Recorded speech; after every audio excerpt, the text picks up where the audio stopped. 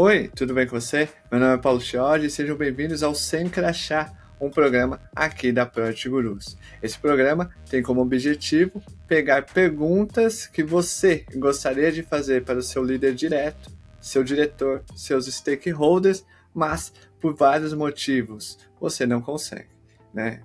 Timidez, medo, vergonha, insegurança e, claro, porque você tem boletos para pagar, então você não vai se meter numa arriscada a fazer as perguntas que você gostaria de fazer, né?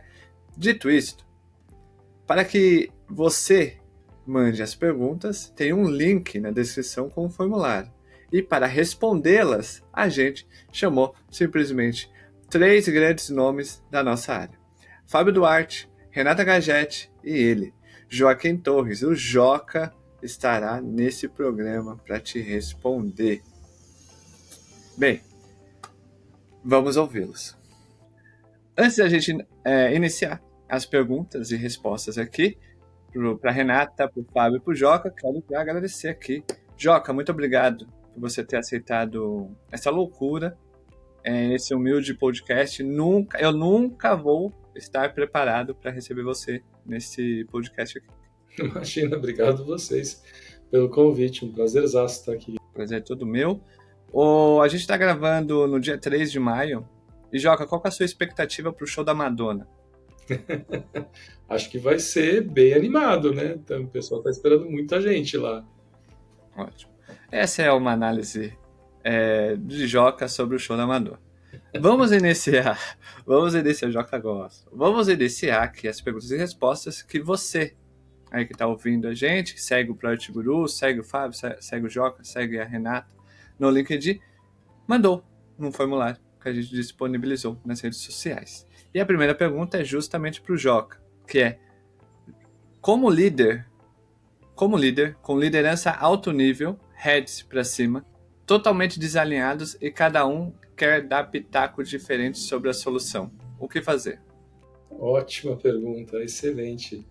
E isso acontece quando a gente, como head de produto, não conseguiu ainda articular claramente a boa e velha visão de produto, né? A gente não tem essa clareza de para onde a gente vai levar o produto. Acho que essa é uma tecla que eu bato muito, né? Sempre quando eu faço mentoria com pessoas heads de produto ou nas minhas aulas, que essa, na minha visão, é uma das primeiras coisas que uma pessoa head de produto tem que fazer, é ter essa clareza da visão de produto, do que ela está construindo. Se ela não tiver isso claramente definido e bem combinado e bem acordado ali com a liderança sênior da empresa, as chances dela receber um monte de pedido e não ter como falar não é muito, muito grande. Então, essa é a primeira coisa que a pessoa tem que... Seria o primeiro entregável que a pessoa precisaria fazer. Entregar uma boa visão de produto ali, uma visão de produto claramente bem definida. Claro que para construir uma visão de produto tem uma série de passos aí que precisam ser seguidos, mas esse é o primeiro entregável. Sem ele, a vida vai ficar muito difícil. Sem ele, vai chegar a pessoa do comercial e falar: olha, o cliente está pedindo isso aqui, a gente precisa entregar isso aqui, senão a gente não vende, não fecha enfim, a nossa meta do quarter aqui. Aí você não tem como dizer não tem como argumentar. Aí vem a founder e fala: não, eu sonhei que o nosso produto tem que ter isso aqui. E aí você não tem como... Mas lembra que a gente acordou, a gente fez a visão... Você não tem como falar isso se você não tem isso claramente definido, essa visão de produto claramente definida. Então, essa é a ferramenta. Essa é a ferramenta. Só adicionando um ponto, acho que perfeito. A visão de produto, quando a gente trabalha sem visão de produto, a gente trabalha sem norte, e isso acaba resultando no trabalho, mas vale dizer de verdade que eu já trabalhei em empresas, por exemplo, que a gente fez um trabalho de visão de produto e por ter uma liderança despreparada e mais infantil foi engavetada. Então, assim, tenho para o trabalho e puxa consultoria e faz um monte de reuniões, mas ele fala assim: ai, que ótimo, muito colorido, legal, agora vamos olhar para as metas comerciais porque a gente tem que resolver isso. E eu acho um pouco injusto exigir do PM que ele consiga, ou até do GPM, assim, que ele consiga romper essas barreiras, porque é estrutural e cultural da organização. Então, um conselho meu nisso é assim: entenda também qual que é a empresa que você tá e como que a banda toca. Porque algumas mudanças você vai conseguir fazer, outras não. E aí você vai ter que ou andar junto com a banda ou escolher outra banda para tocar teu instrumento, assim. Porque eu já vi isso na prática acontecendo e acontece bastante. É raro, mas acontece muito, assim. Tem uma coisa prática, eu já tive nessa situação, tá? De pouco poder e vários diretores brigando em cima de mim, tá? Pelo backlog. Então fica aí de sugestão, tá? Que isso deu mais ou menos certo, tá? Eu vou explicar a parte que não deu certo. Mas o que eu fiz foi reunião semanal de colocar eles todos numa sala e mostrar o backlog, falando, olha, você financeiro me pediu isso, você CEO dessas 2 ideias, você do comercial tá precisando disso. Tá vendo essas 4 coisas aqui? A gente vai fazer uma de cada vez. Eu quero que vocês definam a ordem. Eu não estou dizendo que nenhuma é ruim, não estou dizendo que nenhuma ideia não é importante, mas vocês precisam entender as ideias um do outro e, por favor, me ajudem. Cara, foi bem interessante, sabe? Porque deu para ver que eles não esperavam de nenhuma forma que engenharia não fosse uma coisa mágica, uma arca mágica que você pode jogar quantas tarefas quiser e a engenharia devolve tudo pronto, né? E eu, de alguma forma, eu consegui botar pelo menos um pouco na cabeça deles essa coisa que pra gente parece óbvia, que cara, o pessoal faz uma coisa de cada vez, me diz a mais importante pra gente fazer logo, né? E que parece um conceito tão bobo que a gente pode não querer trabalhar nisso, mas olha, foi assim, pra eles foi muito revelador, até que chegou uma hora que não deu certo exatamente porque estava ferindo muitas vaidades e egos, assim, eles estavam discutindo entre eles o tempo todo. E aí o pessoal começou a me parar no corredor. Não, eu sei que a gente vai ter a reunião, mas bota isso daqui na frente. Falei, cara, mas a gente vai fazer isso na reunião. E deu pra ver que aí começaram a me puxar, porque eles mesmos resistiram, né, a ter uma coisa organizada. Eu falei, bom, vocês não querem que eu organize? Falei com o CEO isso, a gente não precisa fazer a reunião se essa reunião tá ruim. Mas era importante só vocês entenderem, né, que a gente vai continuar fazendo uma coisa de cada vez, tá? Então, assim, não sei o ambiente de quem, né, mandou a pergunta, mas às vezes pode haver espaço para fazer alguma coisa parecida com isso. Só adicionando, no ponto da Renata, concordo, assim, esse é um risco muito grande que existe, e isso acontece muito, assim. Tem aquele trabalho maravilhoso de fazer a visão, né? A visão, todo mundo concorda, putz, é isso mesmo, é para lá que a gente tem que ir, todo mundo concorda, todo mundo celebra, e aí começa a vida, dia a dia normal. Não é nem por maldade, não é nem, mas começa o dia a dia normal da empresa, e aí aquilo começa a ficar mais distante, começa a virar uma memória, aí começa a virar uma vaga lembrança, e aí pronto. E aí, de novo, assim, não é responsabilidade deles lembrarem, é nossa responsabilidade relembrar. Então, a gente, como liderança de produto, tem esse papel de constantemente falar, olha, a gente combinou isso. Isso é uma coisa que eu sempre fiz nos lugares por onde eu passei, todo all hands, todo showcase de produto, eu roubava 2, 3 minutos antes falando, então, gente, relembrando, a nossa visão é essa aqui, o nosso propósito é esse aqui, os nossos objetivos estratégicos são esses, e agora, para os nossos números do mês, para os nossos resultados do mês, as entregas do mês. Então, essa é uma maneira da gente garantir que aqueles combinados não fiquem na gaveta, né? Então, de novo, está no nosso colo. E essa estratégia que o Fábio trouxe é uma estratégia muito boa para mostrar que os recursos são limitados. A única recomendação que eu dou é toma cuidado, porque isso pode reforçar o papel pastelaria ali. Se você conseguir de alguma forma trazer esse contexto de visão ali para os pedidos e falar, beleza, tem esses pedidos todos os pedidos são super importantes, só vamos tentar lembrar aqui esses pedidos, o que eles nos ajudam a chegar nessa visão. De novo, eles não vão lembrar, né? Os stakeholders não vão lembrar. É nosso papel construir a visão e trazer sempre ela à tona, né? Nosso papel como head de produto e nosso papel como pessoas de produto. A gente que tem esse papel. A gente, até antes de começar aqui, estava conversando com o Fábio, qual que é o papel de uma pessoa de produto?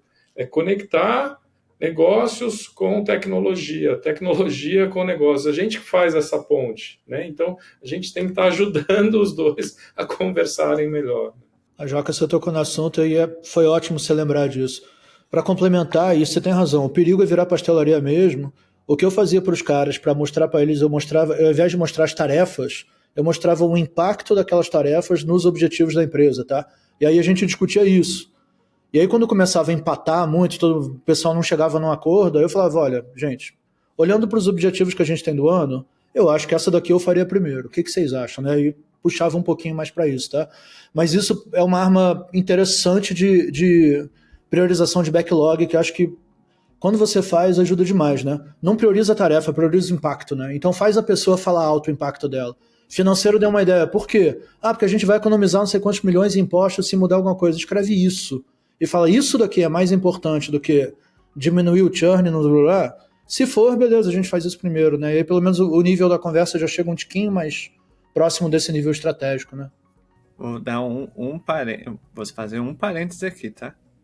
É bem provável que a área de CS e de vendas não saiba o impacto. Então, vai de boa. Fecha o parênteses. Certo?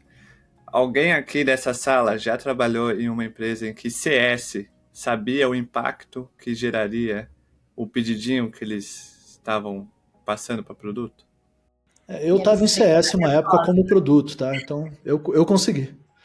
Eu me abstenho da resposta e acho que a gente está aqui para ajudá-los a chegar nesse lugar. Fechando parênteses, porque esse não é o episódio.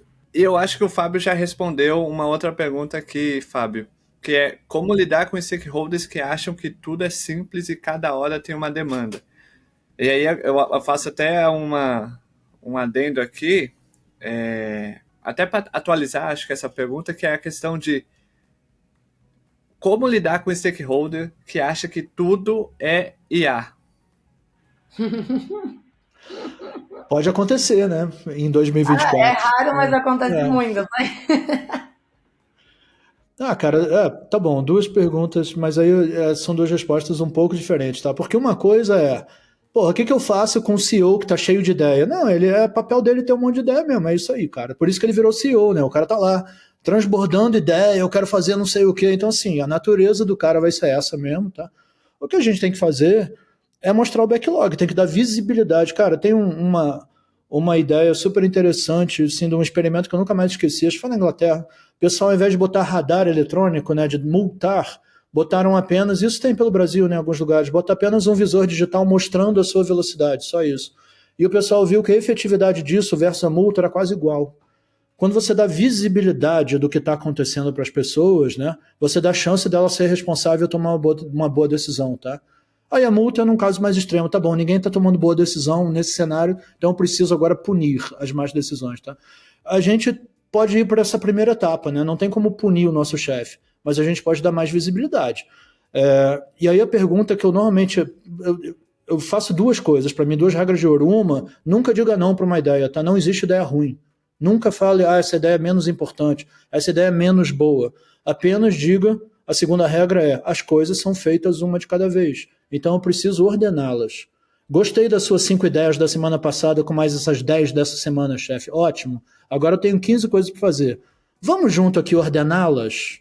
Cara, não, mas aí faz logo essas 5. Não, então tá. Vou pegar essas 5, gostei. Agora, entre essas 5, a gente consegue dar uma ordenada também? Pô, mas faz as 5 sim, vou fazer. Mas só que engenharia, cara, um engenheiro ele faz uma tarefa de cada vez. Chega uma hora que, né? A gente chega na vazão da equipe mesmo. Olha, vocês vão se surpreender com a quantidade de gente que só com essa visibilidade já pode começar a mudar um pouquinho a postura, tá? Ser um pouco mais cuidadoso. Agora, a história da IA, gente, eu já cheguei à conclusão que são os Venture Capital tá exigindo de todas as empresas que têm algum recurso de IA, tá? E aí estamos todos no mesmo barco tendo que engolir esse negócio, porque assim, o CEO engole, passa adiante pra gente, a gente engole. Agora, a parte boa tem coisas que dá para usar IA, né? Se você cutucar o teu produto, alguma coisinha que um chat GPT da vida ajude, acho que você vai achar. Então, vamos mandar bala. Até porque essa tecnologia, eu acho que não dá para escapar dela, né? Questão de tempo. Mas só adicionando também, o mercado está aceitando qualquer coisa como IA, tá? Então, assim, de verdade, qualquer coisa. Então, se tem alguma coisa para fazer um desenvolvimento e chamar de IA, é um algoritmo, você consegue vender como IA para muita gente, em palestras, investidores, assim, olha, IA é tudo. Então, também vale essa sinceridade na hora de precisar colocar algo de IA no seu produto. Algoritmo está sendo chamado de inteligência artificial hoje em dia, então talvez você já tenha IA no seu produto e você só precisa vender um pouquinho melhor. Gente olhando câmera, né, para saber o que você está fazendo, pode ser IA também. Exato, bots de atendimento, e assim, infinito. O IA significa indianos anônimos, não? Segundo a Amazon. Ok. A próxima, Rê, acho que você recentemente mudou, né, de cargo, agora é CPO, então recebeu uma promoção de carreira. Então acho que você vai saber responder essa, que é: promoção é dada quando a pessoa já entrega no nível acima? Cara, vou contar uma história breve da minha vida que eu achava que era a maior furada e a maior desculpa para eu não ser promovida. Que foi, para algumas pessoas já contei isso. Quando eu tava na Falcone, consultora, Renatinha, assim, ó, sem saber nada do que aconteceria nos próximos 15 anos, pobrezita, eu queria ser promovida a consultora 3, sei lá. E eu ouvi do meu líder direto na época que você é promovido quando as pessoas já te reconhecem nesse papel. Que a promoção não vem quando você precisa ainda se provar, é quando as pessoas já estão acostumadas com isso.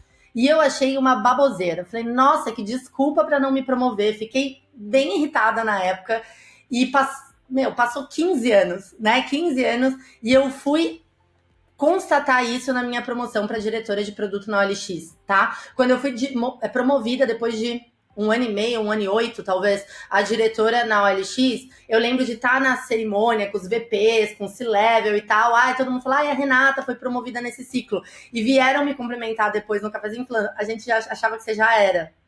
E aí, para mim, fez todo sentido. Sim, quando a empresa, quando as pessoas te reconhecem, quando você já está tomando decisões, quando você já é uma autoridade em determinado assunto, sim, é quando a promoção vem mais orgânica. Quer dizer que toda promoção vem assim? Não, elas vêm de diversas formas e elas vêm até quando você não está preparado, que aí pode ser uma fogueira para você também. Acho que cuidado com o que você deseja. Ser promovido sem estar realmente pronto para sentar nessa cadeira, com muito espaço sobrando, te coloca numa evidência não tão benéfica para o seu desenvolvimento. É muito mais difícil você provar o seu valor dentro da organização. Mas sim, depois de 15 anos, a Renatinha lá da consultoria tem que assumir que sim, quando você é promovido é quando você já é reconhecido pelo que o novo cargo precisa. Assim. Adicionando 2 centavos aí do lado de quem promove, né, as pessoas, eu vejo, e aí depende muito do lugar, né? Eu vejo, tem o lugar e tem a minha preferência pessoal de como fazer, né? Existe a promoção empurrada, né, que é isso que a Renata acabou de descrever, que a pessoa se empurra para esse próximo lugar, né? Ela começa a preencher o que é necessário nesse próximo step de carreira, nesse próximo passo de carreira, e ela só vai ser promovida quando ela está de fato performando nesse step de carreira, né? Que foi isso que a Renata acabou de descrever. O que é super legal, porque a pessoa ela já chega lá sobrando, sabendo fazer tudo o que é necessário nesse próximo step. Mas tem um pequeno probleminha nisso, e eu falo isso porque eu já eventualmente cheguei a perder pessoas por causa desse tipo de modelo de promoção, que é a pessoa está empurrando para chegar lá e está demorando um pouco, e aí ela começa a olhar no mercado e, poxa, já estão me enxergando assim e eu recebi uma proposta e aqui não está acontecendo, quer saber, eu vou. E aí a pessoa vai embora. E aí você acaba perdendo aquele talento. Aí tem um outro modelo de promoção que eu particularmente procuro fazer esse encontro, essa possibilidade, que eu chamo de puxada. O que é puxada? A pessoa está indo bem, mas está faltando um tiquinho para esse próximo pedaço ali, para o próximo step.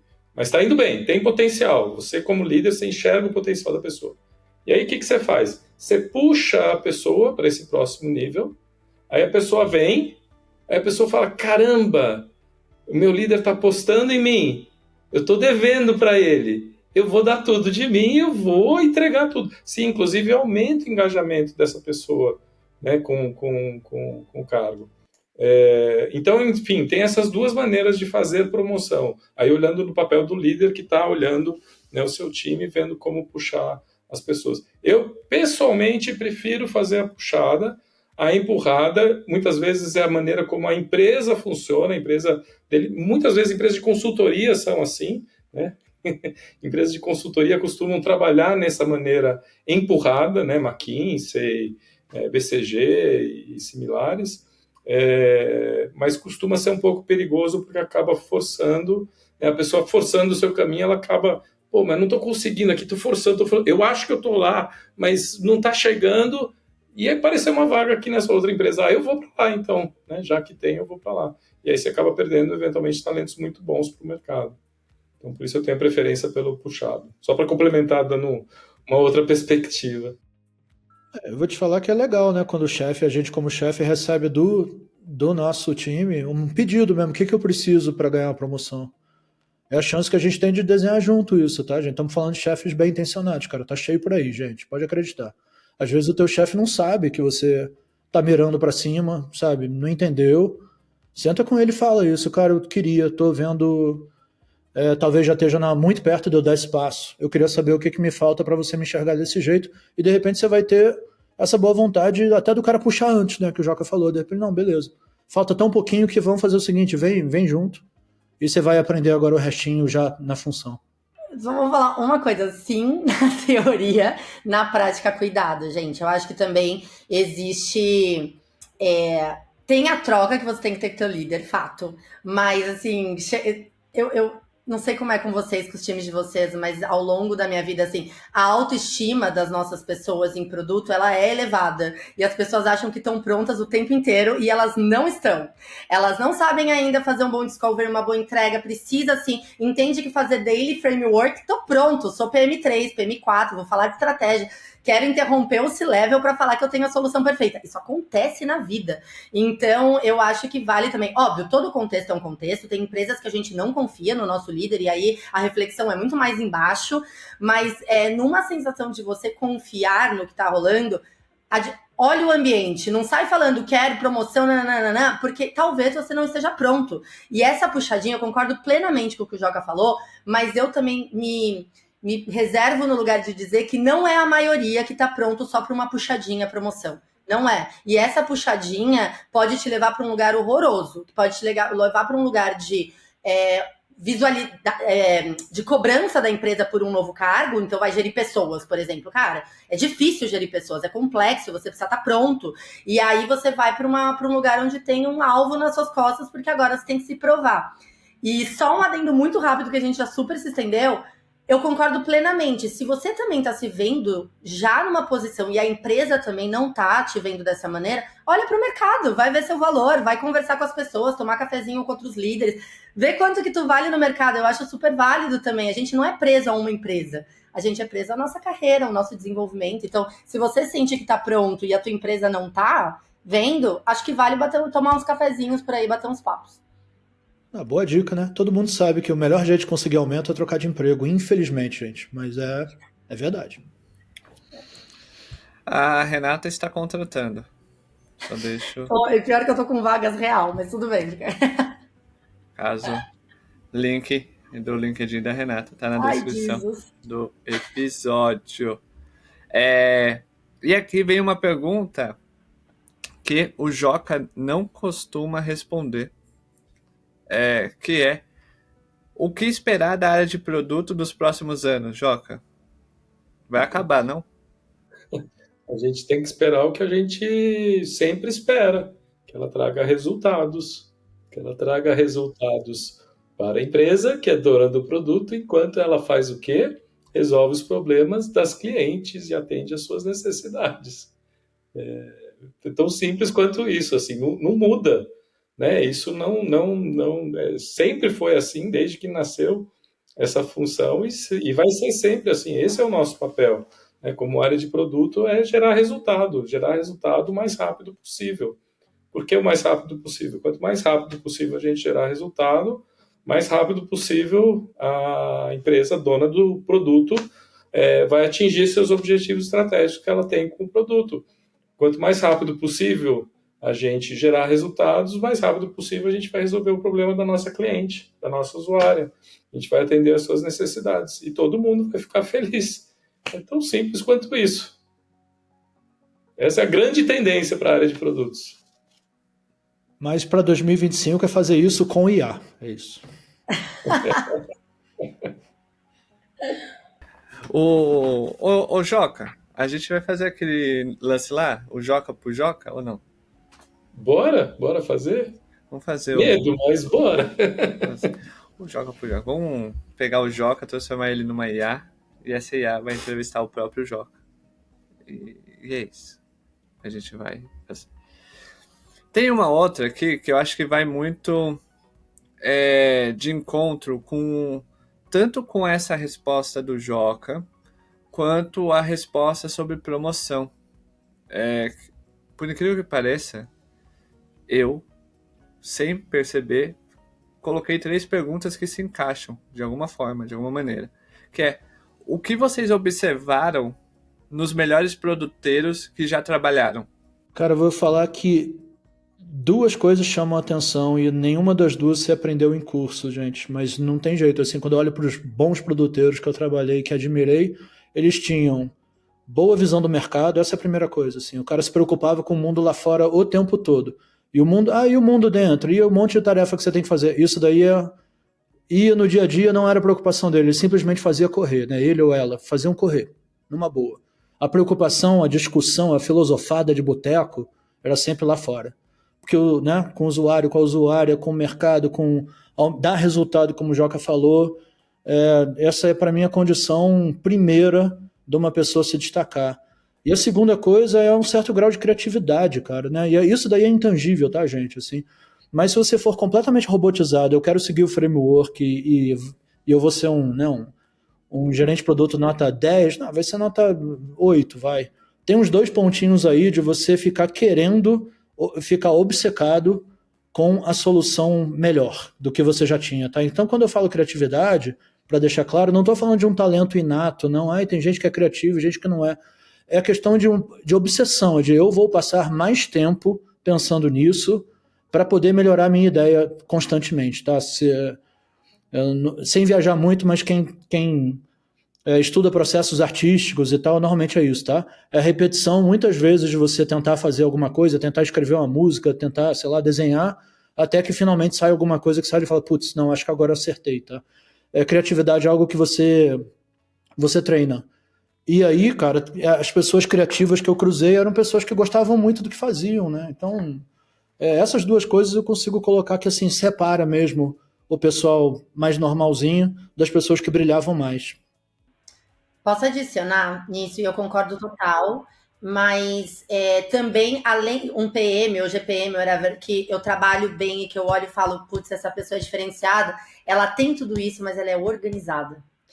Porque também tem muita gente em produto ou tal que é muito criativo, olha, mas não consegue ter começo, meio e fim das coisas, não consegue estruturar um plano, não consegue entender, olha, isso aqui é prioridade, daqui a pouco a gente olha isso, começa a pensar, viajar, gostar muito das coisas, e aí é realmente brilhante, mas não é prático, você não consegue entregar. E quando você responde para uma empresa, você precisa entregar, você precisa gerar valor com o seu produto, você precisa mexer ponteiro, e a pessoa não consegue se encaixar no meio dos ponteiros da organização do que ela está mexendo ou não. Então eu adicionaria aí, e também não aprende nos livros, porque não é uma organização tática, no sentido de, eu sei colocar tudo no Excel, olha, tá aqui minha planilha. Não é isso. É um senso de organização, é um senso de começo, meio e fim, que dá para treinar com certeza, mas precisa de muita percepção de ambiente. E percepção de ambiente não é 1 mais 1 igual a 2.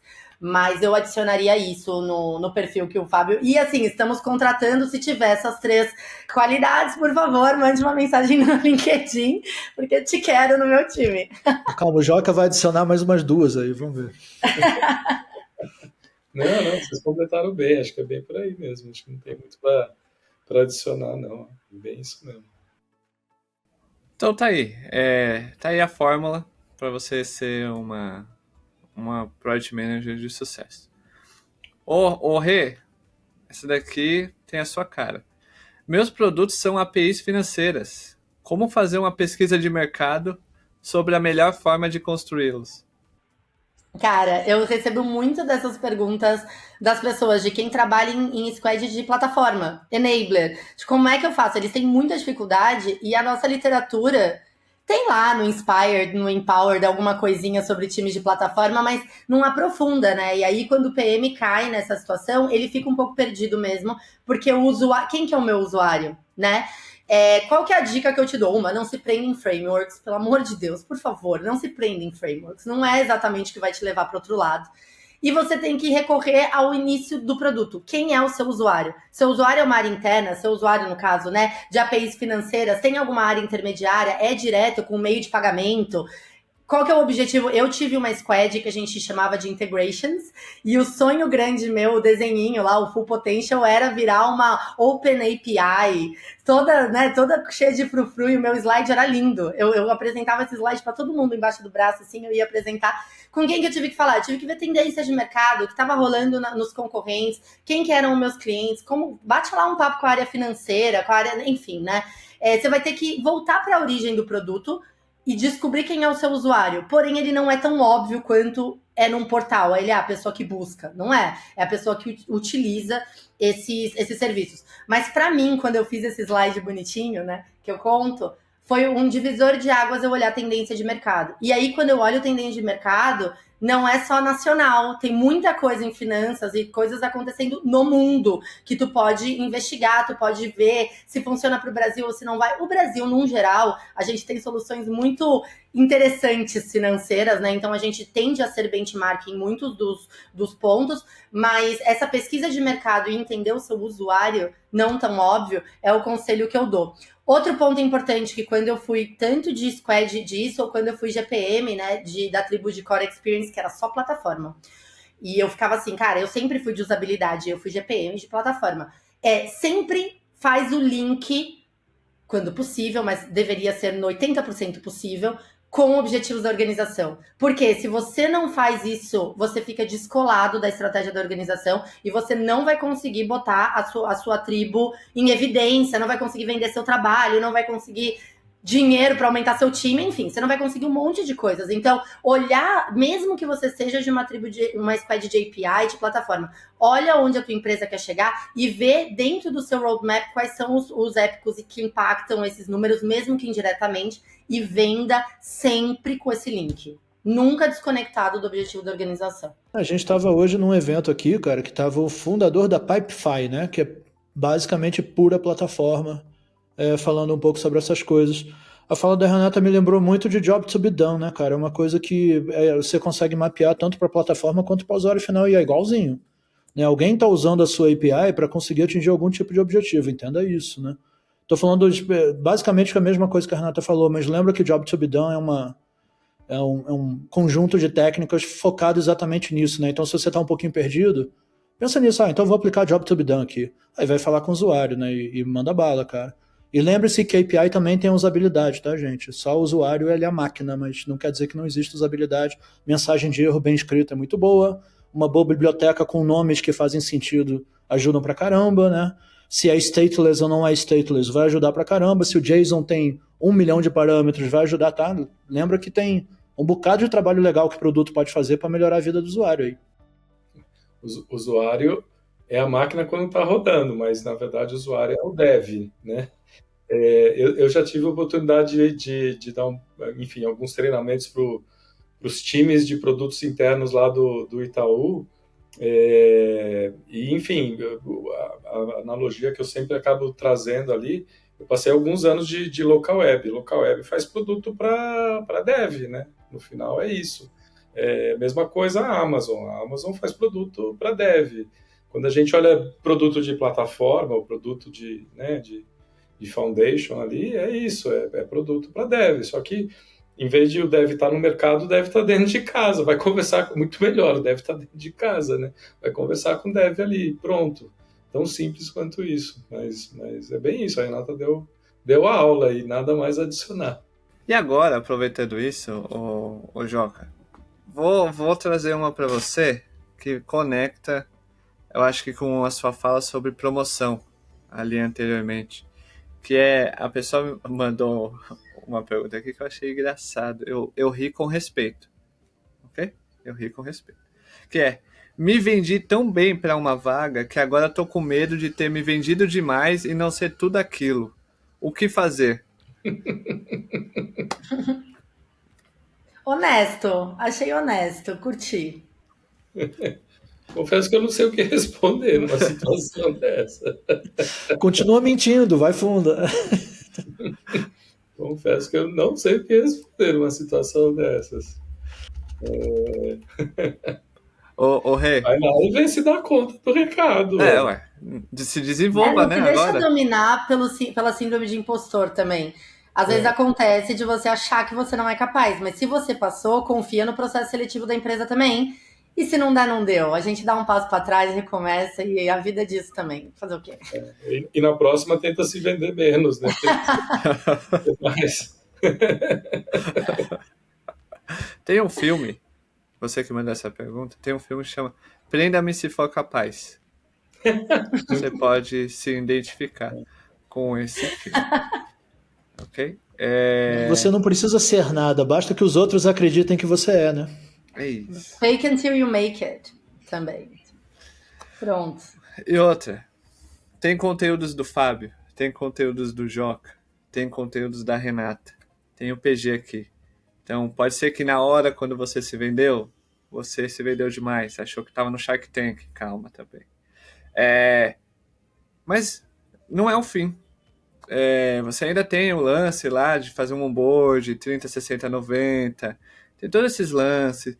Consome os conteúdos do Joca, o blog do Joca. Tem os episódios do Joca aqui, tem episódios com o Fábio, tem conteúdos do Fábio, tem conteúdo da Renata. Consome. Você pode pegar esse gap, digamos assim, que você acha que tem, só consumindo e... Joca, uma dúvida aqui. Manda lá no LinkedIn. Manda pro Fábio, manda pra Renata. Estamos aqui para ajudar. Olha só. Né? Ótima resposta, hein? E aí vem uma que vai ser pedreira aqui, que é pro Fábio. Que é o que vocês, como liderança, esperam de alguém que acabou de chegar na empresa. Olha só, linkado com a resposta anterior. O que vocês, como liderança, esperam de alguém que acabou de chegar na empresa e já tem o desafio de um PM de implementar todo um novo contexto, pensando no período de experiência dessa pessoa, que é de 3 meses? O que eu espero é que a pessoa seja tudo isso que ela me vendeu na entrevista, né? Tranquilo. Não, tô brincando. Não é isso. Cara, acho que dá para organizar o trabalho assim, em prioridades, mas acho que vocês vão me ajudar, tá? Porque acho que aí a visão vai ser bem, sei lá, particular, assim, pessoal, e vai ser legal ter várias visões. Eu vou falar menos como chefe, tá? Porque eu tendo a ser, sei lá, a pessoa mais flexível. E mais quando eu cheguei nesse mesmo lugar, e aí eu ficava tentando entender o que os chefes queriam, assim, acho que eu prefiro responder meio desse ponto de vista. A primeira coisa, cara, que o PM tem que garantir é que tá tudo organizado com engenharia, tá? Eu tô colocando isso como a primeira coisa, porque sem isso o resto inteiro desmonta. Não adianta você ficar discutindo estratégia e métricas e não sei o quê, se a tua engenharia tá bagunçada. E quando eu falo engenharia bagunçada, não é o desenvolvedor não ser capaz de fazer. É assim, tudo estar muito bagunçado quando vai para engenharia, e a engenharia tem que ficar desatando o nó. Então, para mim, a primeira coisa é, veste o chapéu de gerente de projeto mesmo, um tempo, e estabiliza a engenharia, assim, tá tudo chegando bem, engenharia, tá tudo bem. O que eu costumo fazer é reunião de diagnóstico com eles, tá? Pode ser uma retro mesmo. Galera, fala tudo que tá errado, stop doing, start doing, keep doing. Algum formatinho desse, assim, bem simples. Que aí, pelo menos, você já vai entender a temperatura das coisas lá. Quais são as coisas que podem aparecer? O pessoal muda de ideia o tempo todo, o CEO bate aqui na porta e manda fazer outra coisa, não sei o quê. Conserta essas coisas primeiro, tá? Porque você vai precisar de uma engenharia entregando com regularidade, gostando do seu trabalho, amarradona que você chegou, para você conseguir fazer as próximas etapas, tá? Isso, para mim, é a primeira coisa. Que aí o pessoal também te compra mais, né? Vendo, o cara chegou, a entrega da engenharia tá super estável, que interessante, né? Ele falou uns nãos aqui pra gente, mas em compensação, né? O delivery melhorou. Eu acho que esse é a parte mais fácil do trabalho, tá, gente? Assim, não deveria ser onde você gasta mais a sua energia.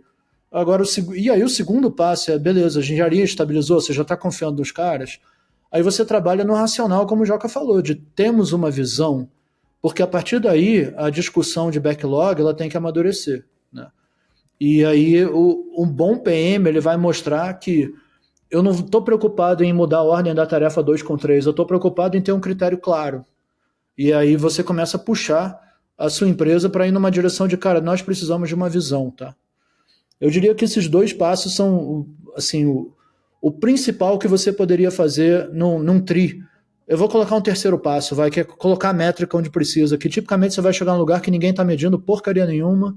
E, cara, eu acho que o gerente de produto não trabalha se não tiver número. Assim, não tem como a gente tomar boas decisões. Então, já aconteceu muitas vezes de eu chegar, a minha primeira providência, instalar Google Analytics, ver se o site era grande ou pequeno o suficiente para o Mixpanel ser de graça, mete o Mixpanel em tudo, instala o Google Tag Manager, tagueia um monte de coisa, e aí já chego nas próximas reuniões, já falo, 38% das pessoas usam Android, não sei o que lá. E aí você já começa a chegar com o número, o pessoal também vai te olhar de uma outra forma. Para mim, essas 3 coisas já... E aí? E vocês? Eu achei boa a sua resposta. Acho que check. Tô contratado. Começou falando que precisava da nossa ajuda e tal, e foi embora, eu só faço check, assim, concordo. Vou mandar o currículo aí, Renata, tá bom. Tô com vagas. Opa! Alguma coisa a acrescentar, Joca? Discovery, algo do tipo? Não, é isso aí. Primeiro ponto é mostrar a entrega mesmo. Assim, se o time estiver parado e não estiver entregando, assim, certeza que vai ter muito ruído. Então, botar para entregar, conseguir destravar uns números. O Fábio deu o playbook ali, não tem nem o que adicionar. Opa, vamos botar por escrito então. Boa, tá validado. Camiseta, botar numa camiseta, vai dar bom. Bem, ô Rê, já que você virou CPO, o que fazer se seu líder, entre parênteses, que tem papel de líder na teoria mesmo, viu? Fecha parênteses.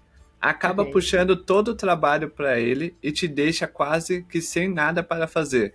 Detalhe, ele já assumiu que prefere ele mesmo fazer que ensinar. Pô, tá fácil ganhar dinheiro ali, não? Fica sentada, deixa ele trabalhar e bota teu nome no PPT, gente, pelo amor de Deus. Se ele já assumiu que não quer ensinar, larga a mão.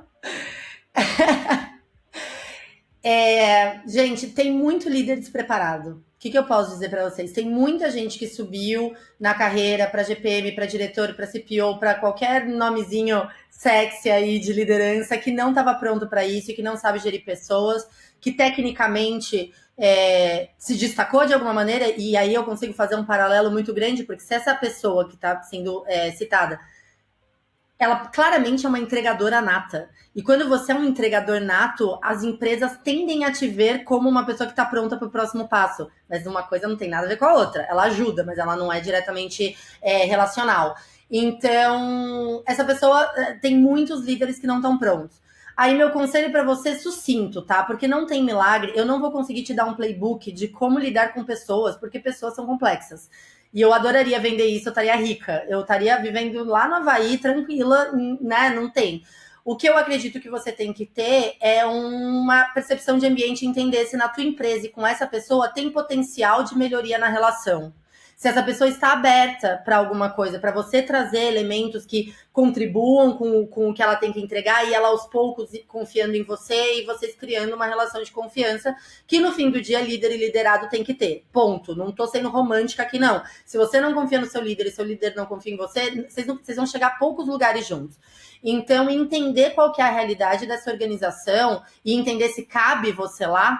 E se couber, qual que é o tamanho do esforço que você vai ter que fazer? E se você tá afim de comprar isso, é o meu conselho. Porque eu dou muitas mentorias mesmo para pessoas que vêm para mim com uma listinha.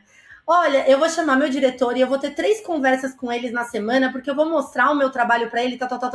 Falo, cara, muito legal, mas não vou falar para você que vai te garantir que você vai mudar a cabeça dele com relação à sua promoção ou tal coisa. Porque ele tem um paradigma, que é a maneira como ele trabalha.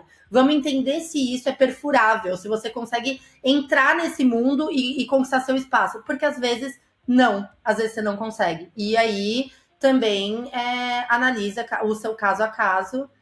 E eu tô mandando todo mundo tomar cafezinho. Tá realmente parecendo que eu tô fazendo, mas não. Entenda o seu conceito na tua organização e veja o que faz sentido para você. Mas não tem um playbook para você convencer uma pessoa a soltar.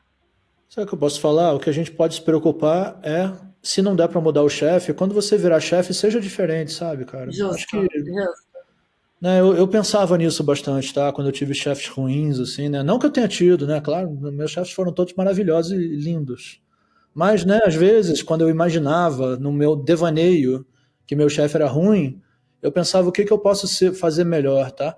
E não quer dizer que quando eu virei chefe eu virei uma pessoa mágica maravilhosa, não. Eu fiz muita cagada também. Tem gente que provavelmente odiou trabalhar comigo. E aí você aprende, sabe? Então, assim, cara, a questão é, tente lembrar daquilo que o seu chefe está fazendo de errado também, porque um dia você vai ser chefe, pode não ser aí onde você está, né?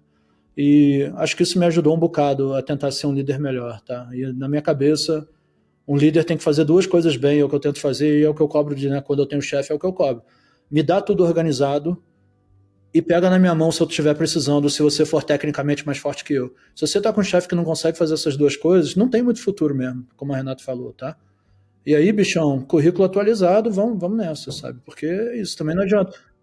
A gente não vai, né, ensinar o chefe a ser chefe, tá? Ele deveria estar preocupado com isso. Mas a gente pode se preocupar, tá? Porque o futuro vai chegar e você vai estar nesse lugar daqui a pouco. Você vai poder fazer um bem muito legal para quem estiver contigo. Vou dar... Joca, quer complementar com alguma coisa? Não, achei que ótimas colocações, nada a complementar, não. 2 pontos. Quem sou eu para responder, dar algum conselho que é? Mas que é na linha da Renata.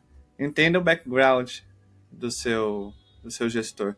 Muitas pessoas exigem de C-levels, de CEOs, uma visão de produto de alguém que era CFO. Tá ligado? Quer falar de produto, de experiência com alguém que teve a carreira em finanças. Não vai dar certo. Você vai ficar frustrado. É a mesma coisa. E outra coisa que ninguém fala quando você é PM sênior e vai para uma cadeira de gestão. Existe uma coisa que ninguém fala, que é abstinência de execução. Quando você senta numa cadeira de liderança, de gestão, de produto, você se coça para não ir no tático do time. Aí o PM te mostra um negócio e fala assim, pelo amor de Deus, Senhor Jesus, me dá isso daqui, não era assim que ele tinha que fazer, filho? Por que você não foi só mais o dev? Putz, daqui, deixa que eu faço. Você não pode fazer isso. Essa pessoa fez, tá fazendo. Mas tem esse lance de abstinência de execução. Então também tomem cuidado quando quiserem virar líder e gestor. Eu passei por isso. Abstinência de... Fiquei me coçando, a pessoa falando, não, eu fiz esse refinamento, fiz esse roadmap, e eu olhando meio que tipo, isso é muito mole com dev, não? Deveria ter forçado mais. Enfim. Então, fica aqui os meus 2 cents. Enfim. Assim a gente termina o Sem Crachá. A gente volta com mais episódios, com mais perguntas. Tem mais perguntas e mais perguntas polêmicas e mais duras. Então, você que deu play no Spotify e Apple Podcast, não esqueça de clicar no botão seguir e deixar suas 5 estrelas.